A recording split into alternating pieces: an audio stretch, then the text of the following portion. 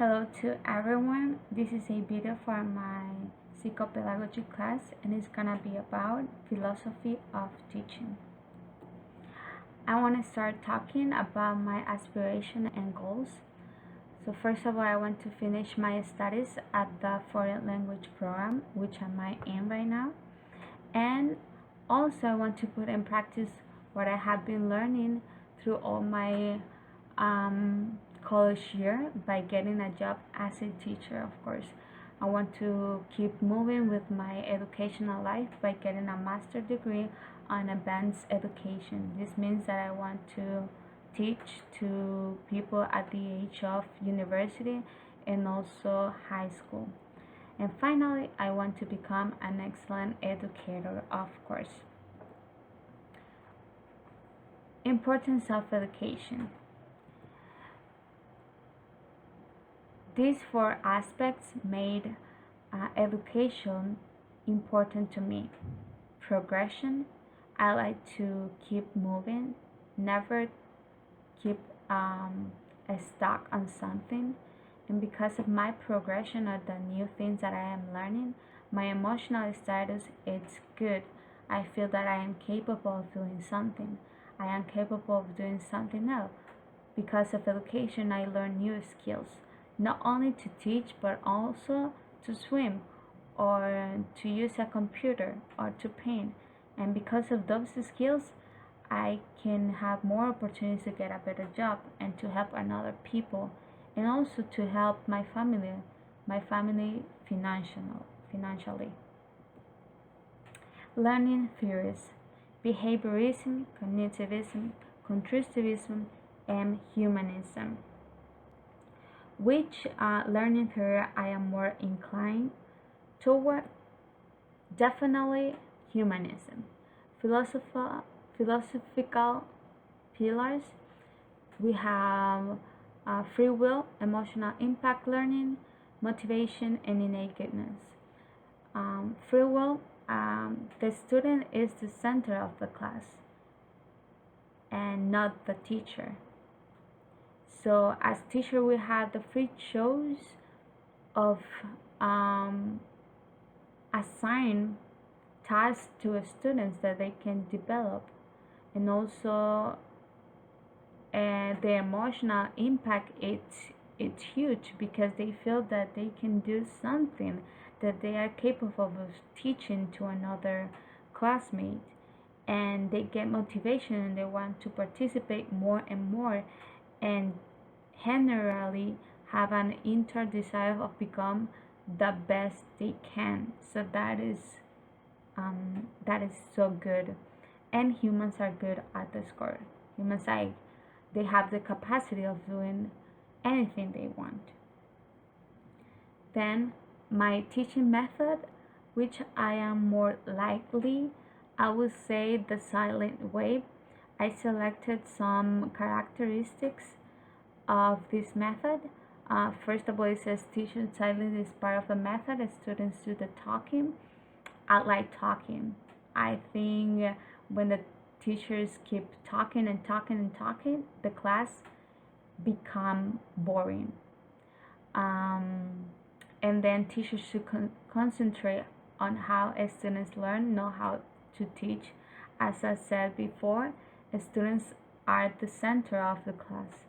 The teacher should worry about if the student is learning or not, instead of worry about their teaching or the way they are teaching.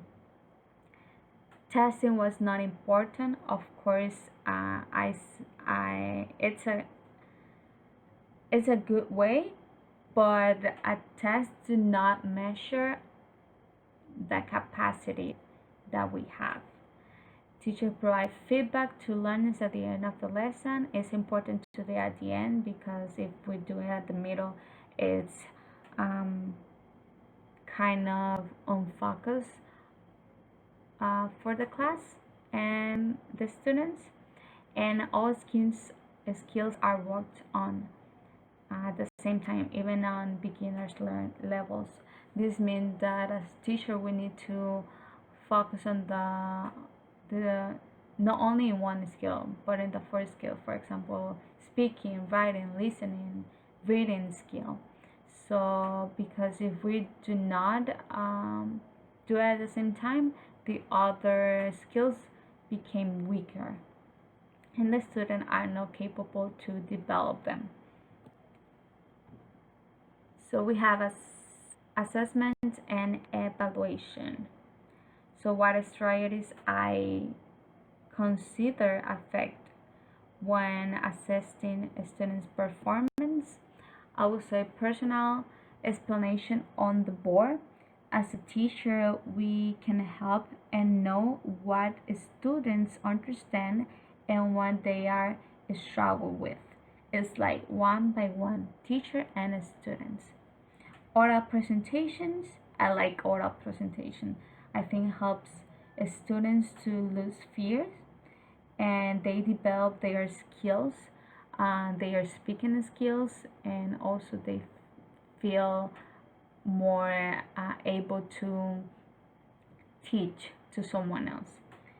Quizzes, as I said, quizzes do not measure our intelligence, but it's a good way to know, knowing where students are in a level, at a certain level in the class, right? And group work, they can help one each other and share their knowledge. So that's very, very good. It's a good strategy to work. And we have helping my students. So I wrote 5 ways that I can help my students. The first one says be honest with them. Never, if a student is doing something wrong, I need to correct the students in a good way, of course. Set goals in the beginning of the class. What is the goal of the class? So the student feels that they are there to achieve a goal for them. Like it could be for the classroom or personal goal. Work with parents. I think it's very important to work with parents because they can help us to teach to the students and also to correct them if they are doing something wrong. Set a specific hour for a student's tutorial. I like this because it's out of the classroom, so the student feel more like free to talk, and also is, as I said before, one by one. Teacher and the student is more like personal. We can know what we can do specifically for that students. Give positive and constructive feedback. Also, it's very important to say congratulations, you did a good job, or congratulations, but you can maybe improve in this, and how, like you can do this and this and it's going to be perfect. Always to motivate and encourage the students to learn and to keep moving, and not to ashamed them in front of the classroom. I think that's not correct. And to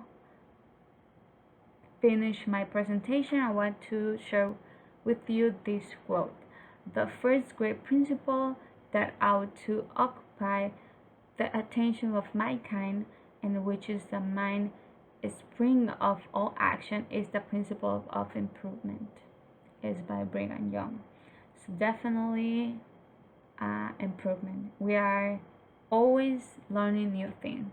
Oh, I think that should be the way that we have been doing every day. Learning new things, improve, never stuck in something. And yeah, thank you so much for listening to this presentation.